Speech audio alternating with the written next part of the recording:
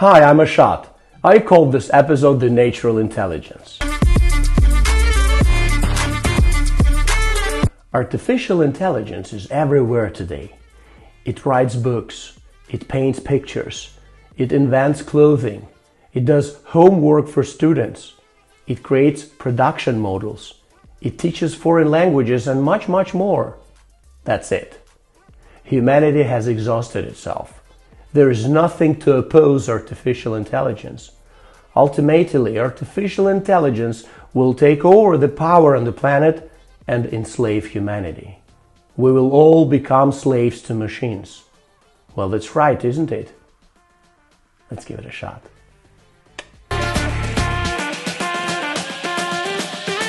Throughout human history, revolutionary technological breakthroughs have always ushered in new eras.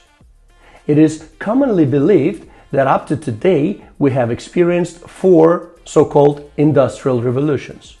Personally, I find it somewhat ironic that one of the driving forces of human progress has always been laziness. At some point, humans became lazy to work physically. And in 1770s, the first industrial revolution was a revolution of mechanization. Thanks to mechanization and the use of water and steam power, there was a transition from manual labor to machine labor, and humanity breathed a sign of relief with its laziness. But that was not enough for humans.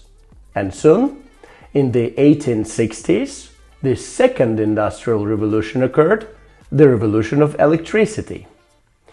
With the development and widespread of the electricity in production processes, as well as the introduction of mass production on assembly line, the process of producing goods accelerated significantly, making life even easier for people. But human laziness took its toll, and in the 1950s, the third industrial revolution, or the revolution of electronics, took place. Thanks to the development of digital technologies with the advent of computers and the implementation of robotics and automated control systems in production, humans no longer needed to work physically or even manage the assembly line. Then, human laziness suppressed itself. And people wanted machines not only to work and manage, but also to think and decide for them. Thus, in the 2010s, the fourth industrial revolution, also known as the cyber revolution, occurred. This was due to the merging of physical, digital, and biological technologies, leading to digitalization and robotization. The Internet of Things, big data, analytics, virtual and augmented reality emerged, along with a breakthrough in practical application of artificial intelligence.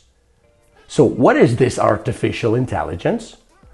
The development of artificial intelligence actually began back in the distant 1960s and even took place in the USSR.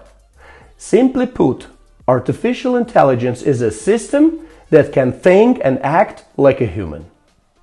Looking ahead a bit, I suggest not to attach excessive importance to the word intelligence in this context.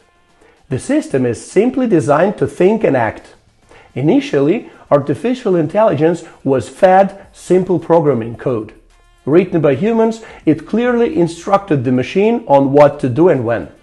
Then came the so-called machine learning, when the machine no longer needed code from humans and had its own algorithm of actions and even learned by itself. Later, deep learning emerged. This is when the machine's self-learning algorithm began to imitate the human brain in the form of multi-layer neural networks. Today, there are many technologies and models of AI, and consequently, many companies offering artificial intelligence systems. ChatGPT is a conventional AI developed by OpenAI, founded by Elon Musk, designed to interact with users in a format reminiscent of human dialogue. It uses modern natural language processing algorithms to generate creative content and respond to queries. ChatGPT is popular among creative professionals and regular users for content creation. Perplexity AI.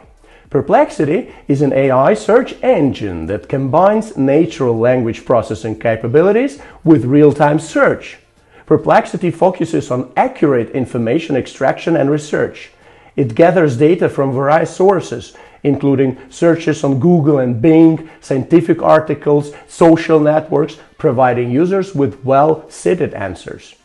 This makes it especially useful for researchers, students, and professionals seeking precise and up-to-date information. Bing. Bing is developed by Microsoft. It provides users with search results from the internet. Bing is also popular among creative professionals and regular users for content creation through generative AI.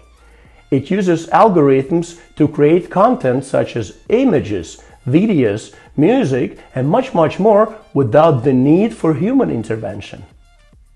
As you can see, there are numerous artificial intelligence systems all adapted to different user needs, and everyone will find one or more that suits their preferences. Moreover, manufacturers are widely integrating artificial intelligence systems into their products and services. So will artificial intelligence? Will it ultimately take over the power on the planet? Will it enslave humanity and turn us all into slaves? Of course, we no longer plow fields with a buffalo.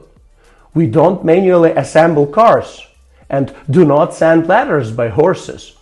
Artificial intelligence can and should be enjoyed, but as a tool.